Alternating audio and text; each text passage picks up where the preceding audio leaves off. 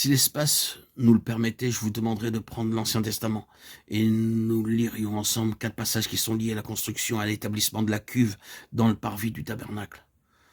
Nous nous souvenons que le Seigneur avait ordonné à Moïse de faire une cuve d'airain qui devait être placée au centre du parvis.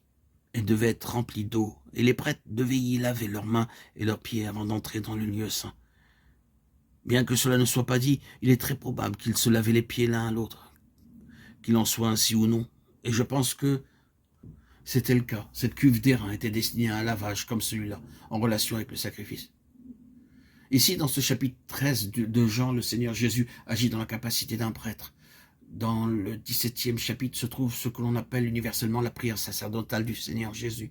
Il y a dans cette prière beaucoup de pensées qui découlent du 13e chapitre. Sanctifie-les par ta vérité.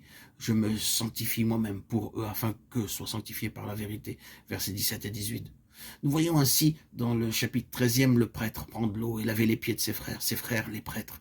Il le fait à la lumière d'un jour qui vient. Il dit, tu ne sais pas maintenant ce que je fais, mais tu le sauras plus tard, au verset 7. Et il fut bien compris plus tard que tous les enfants de Dieu sont des prêtres, tous sont appelés à ce ministère sacré du sacerdoce. Jean 13, 1, 16. C'est un sujet très vaste. Et nous pouvons faire autre chose que d'en déclarer la vérité et de nous arrêter à cela pour le moment. Quel est le cœur même de ce chapitre?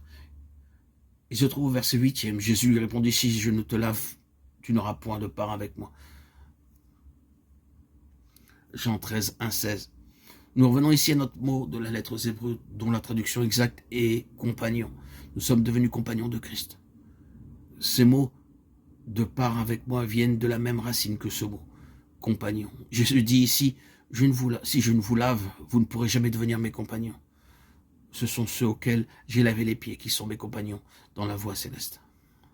Les compagnons de Jésus doivent avoir les pieds propres. Dans sa prière, il montre très clairement ce que cela signifie. Ils ne sont pas du monde, comme je ne suis pas du monde. Jean 17, 16. Je ne te prie pas de les ôter du monde, mais de les préserver du mal. Jean 17, 15. Les compagnons de Jésus sont ceux dont les pieds sont symboliquement séparés et purifiés du monde. Ce monde est sous une malédiction, sous le jugement de Dieu. C'est un monde mauvais et le Seigneur ne désire pas que ses compagnons soient emprisonnés par lui. Son œuvre à notre égard consiste donc à nous en séparer. Les pieds signifient un contact avec la terre. Et le Seigneur, Jésus, veut rompre ce contact en ce qui concerne ses compagnons. Si nous voulons être les compagnons de Christ, il nous faut être délivrés de ce monde présent, mauvais. Le contact avec lui signifie mort, souillure. C'est un monde opposé au Seigneur Jésus. Le Seigneur dit ici, dans cet acte symbolique, mes compagnons ne sont pas de ce monde. Il l'a accompli en lui-même, une fois pour toutes. Il y a naturellement en cela une signification beaucoup plus grande que ce dont il est possible de parler pour le moment. Mais nous savons tous combien cela est vrai. Jésus ne nous a pas enlevés du monde. Nous sommes ici et environnés de souillure. C'est en vérité un monde pécheur. Le Seigneur Jésus veut nous en délivrer et il a accompli l'œuvre par laquelle nous pouvons être séparés de tout ce qu'il renferme de mal. Cela nous ouvre tout le sujet de la sanctification, mais pour notre but, cela explique tout simplement ces mots de Hébreux 3.1. C'est pourquoi, frères saints, frères qui sont sanctifiés, ce qui signifie séparés pour Dieu.